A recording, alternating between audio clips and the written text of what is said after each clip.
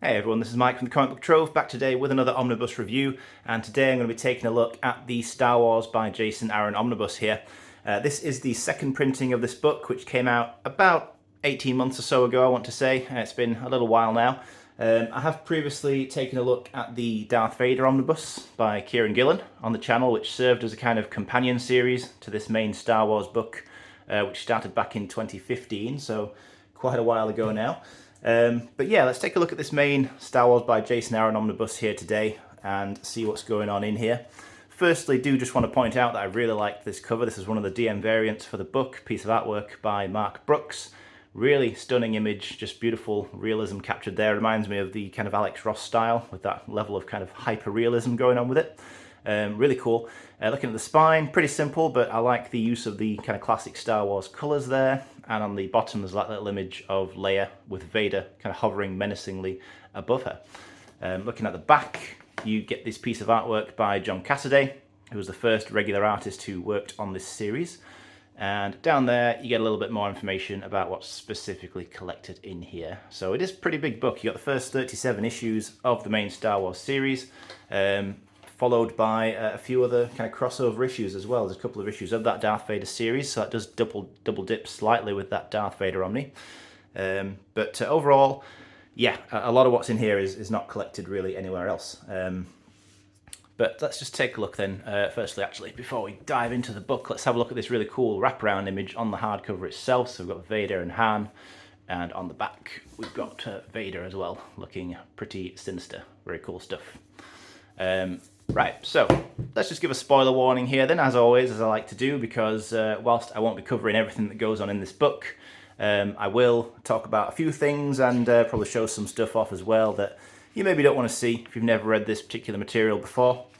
So fair warning, if you've never read this Star Wars series, then yeah, you might want to come back and watch this later on after you have done, or if you don't care about spoilers or whatever, then obviously stick around and we'll flick through the rest of it. The contents page here is pretty cool. It breaks it down into story arcs, so you don't actually get page numbers, which is a slight shame if you're looking for something specific for quick reference. But yeah, it breaks it all down into different story arcs, tells you who the writer, artist, etc. is for each one.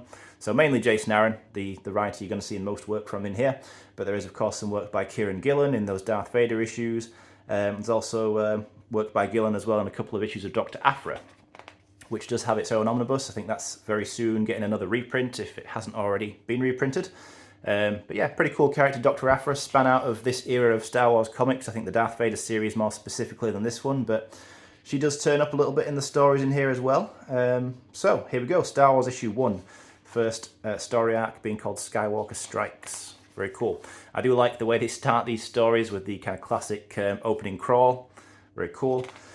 And I do like these books. So this Star Wars series plus the Darth Vader series, I think they were a pretty strong start to this new era of Star Wars comics after Disney had acquired the Star Wars license and gave the comics back to Marvel when they'd been with Dark Horse, I believe, for quite a few years before that. Somewhat controversially though, the creation of this comic, and I guess Disney buying Star Wars in general, as many Star Wars fans will know, is that they basically wiped out a lot of the events that had taken place in previous comics from the canon, and established their own brand new canon. So yeah, that's why they've now got that Star Wars Legends line, but this stuff is officially in Star Wars canon as we speak right now. And all of the stuff in here is set between A New Hope and Empire Strikes Back. So that's kind of where it's taking place in the Star Wars chronology. And it's kind of interesting because I always did think that, you know, having just seen those two movies when I was much younger, if you take the ending of A New Hope and the beginning of Empire, those two stories are kind of picking up in very different places. It's quite clear that a lot has happened between those films, or at least a fair amount has happened. So it's quite cool to take an opportunity like this series does to explore a bit of you know, what did go on in that span of time. One thing I'm not exactly keen on, and I don't know what other fans maybe think of this, but I don't really like the fact that early on here Luke confronts Vader and they have a short fight. Not really a fight because Luke is absolutely in no way able to take him on here. But I just kind of liked the fact that they, you know, met for the first time in Empire. And whilst this doesn't specifically take away from that, I feel like, I don't know, it was a confrontation that to me shouldn't really have happened at that point. Yeah, I don't know. Other people will feel the same or maybe differently. I don't know. But overall, what I like about this series, perhaps most of all, as well as there's been some really cool artwork for the most part, is just that I think that what Jason Aaron does is really kind of captures the voice of these characters. So obviously, you know, when we're talking about these original trilogy characters, Luke, Leia, Han, 3PO, etc., we all kind of know exactly what they're like. You know, fans of the series, you know, expect them to be written in a certain way to match that. And I think that for the most part they are here. So I did enjoy that element of it. I thought that they were all well represented. It's pretty cool. Yeah, and it's, like I say, it's just cool to see some of these kind of adventures in between the movies. Boba Fett gets involved here. I think this is a pretty cool story where he's hired to track down Luke, which ends up happening actually in a bit of a showdown at Obi-Wan Kenobi's hut on Tatooine. I think we're seeing that here actually, because basically Luke has gone back to old Ben's hut to try and find any more information about the Jedi, or you know, anything that could be useful in any way. And he does. He finds a diary, he finds or a journal, whatever, a journal of Obi-Wan, which does come into play in the story later on as Luke starts to read some excerpts from it. You basically get some kind of flashback stories to see what Obi-Wan was up to and stuff during his time in exile on Tatooine.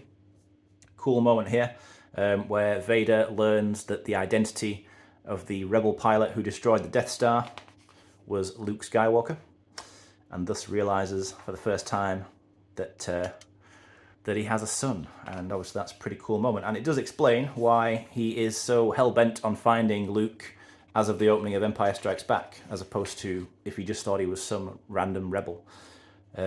Yeah, so here I think we're starting to see some of those issues where there are flashbacks, and we start to see Obi-Wan kind of hanging out on Tatooine, and you know, what he was getting up to during that time. Similar idea, of course, was explored with the Obi-Wan Kenobi series on Disney Plus last year. But yeah, that's kind of what's going on there.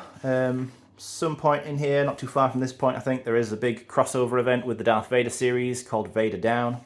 And that's a pretty cool story where Vader is, well, he's down, would you believe? And he has to take on a huge kind of army of rebels single-handedly and manages to do so. It's very cool. That's collected in the Darth Vader Omnibus as well as in here, because it involves, well, both stories just crossing over, basically.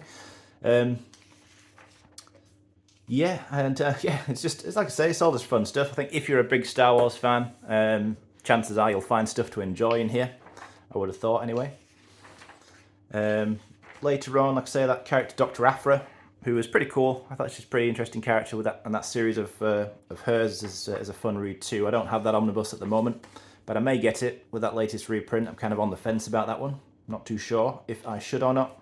At the end of the day, there's just a lot of omnis coming out, you know, in the coming weeks and months, and for me at least, I have to try and pick and choose and prioritise the ones I want most these days. But here's Dr. Aphra, there she is, and she's got these kind of evil versions of C-3PO and R2-D2, this evil protocol and astromech droids, who are like murder droids. They're pretty funny characters. Here's that cover that's used for the spine image. That's pretty good. And this is all part of Vader Down, so yeah, Aphra is involved in that story as well. Kind of everybody just comes together for this story, this big showdown on this kind of barren world. But, you know, let me know, as always. I was interested in hearing the thoughts of other people. What did you think of this Star Wars series, this omnibus, if you've read it, or if you maybe plan to get it? I think it's worth reading overall. As I say, if you're a Star Wars fan. If you're not really a Star Wars fan at all, I don't think this is going to change your mind about that. But I imagine if you're not a Star Wars fan at all, you wouldn't even be watching this video or even looking up this book really in any detail. So, yeah, I don't know. But anyway, overall, pretty good stuff. And whilst not one of my favourite omnibuses, you know, not one of the best things I've ever read, I've got to say, even as a pretty big Star Wars fan, it's definitely a book that I had a good time reading and something that I am glad to have in my collection. Towards the end of this book, actually, there is an interesting run of issues where we start to see some stories featuring Yoda as well. I think they're also framed as being stories that's, not stories, but entries that Luke is reading from Obi-Wan's journal as well. Because the structure of this series kind of ends up being like 2 or 3 issues of stories going on in the present, then Luke sits down and has a read of the journal, and you get a flashback story, and then back to the present. Sort of flicks between for a while, like that. And I think towards the end of here as well, then there's another story featuring Dr. Aphra as well. But yeah, Yoda'S Secret War. Here's one of those Yoda stories. Yeah, so we see Luke literally reading the journal and finding out about Yoda.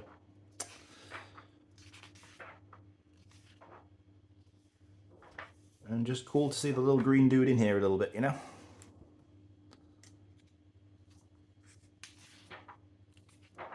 But really nice artwork, you know, as I'm flicking through here now, I'm just kind of admiring a lot of this artwork in here. It's pretty good. I like the style. Some of it's got that kind of Arthur Adams-esque style sort of look to me. Anyway, that's how I see it. But this is a cool story. Like this is where, although this story in particular, I suppose, is maybe as good a point as any. It's towards the end of the book, and I haven't really covered this yet. But one thing that I think does detract from some of the dramatic impact of the stories in here is when you get a story like this that is set in between, you know, very well known, obviously, movies. You know that no matter what goes on in here, that none of the main cast of characters are in any danger, because you know that they all make it to that next movie. So you know that no matter what kind of crazy shenanigans they get into, like in this story here, you know that Luke and Leia and Han and Chewie and the droids, you know, they're all going to make it out one way or another, because you know for a fact that they're in the next film that takes place after these events. So that does kind of take away from the stakes a little bit, you could definitely say. I kind of felt like that way at some points, because it's sort of like there'll be moments where, you know, Luke is seemingly about to die, but you know for a fact obviously he's not going to. So it's kind of like, what am I supposed to feel here? Because, you know, I don't really feel the intensity of anything really being at risk. But yeah, anyway, this story, couldn't remember the name, but there it is, Screaming Citadel. That's it. And yeah, it's another one Aphra gets involved in, and it's one that kind of focuses on Luke specifically, as he's captured by this kind of crazy alien queen. I can't remember exactly what she is. But as I say, you know that no matter what goes on in here, it's a question of how, not if, is Luke going to get out of it, you know? But a minor gripe, really, because at the end of the day, it's more about, I guess, just seeing some of these adventures play out rather than genuinely worrying if the characters are going to make it out, I guess. But anyway, like I say, all in all, a fun read, a book that I did enjoy, and something that I would recommend to Star Wars fans. But it's something I, like I say, would definitely be interested in hearing about. If we just take a flick through to the very end, we'll just have a look at what's going on in the extras section. And it's the usual kind of stuff, so quite a few variant covers. There's one here by J. Scott Campbell, which is pretty cool. Scotty Young with his little cartoony character style. Yeah, fun stuff really overall. The usual sort of stuff you'd typically expect to get.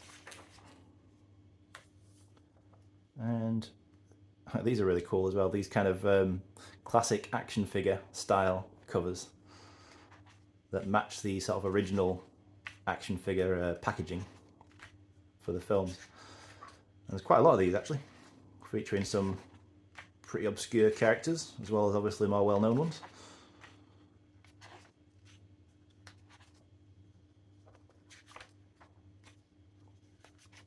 I don't know if anybody else, well, I'm sure other people did, used to have some of these toys when they were kids.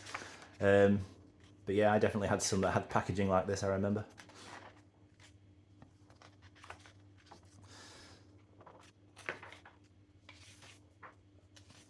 And then I think, yeah, there's some interviews in the back here with Jason Aaron and Kieran Gillen. But yeah, all in all, that is that, I think. So a good omnibus, a good read for Star Wars fans, and something worth having in the collection. But, you know, I've got to say, it does suffer a little bit, as I mentioned, from that sort of lack of dramatic impact. That means that it's not going to possibly pull you into the story and have you as immersed as maybe other stuff would do. But at the end of the day, that's just going to be up to personal preference, obviously. I felt that way, you may not. But do let me know, as always, of what you thought of this. Thank you again for anybody who's stuck with me and watched this all the way through. That's appreciated as always. I will be back again soon to discuss something else.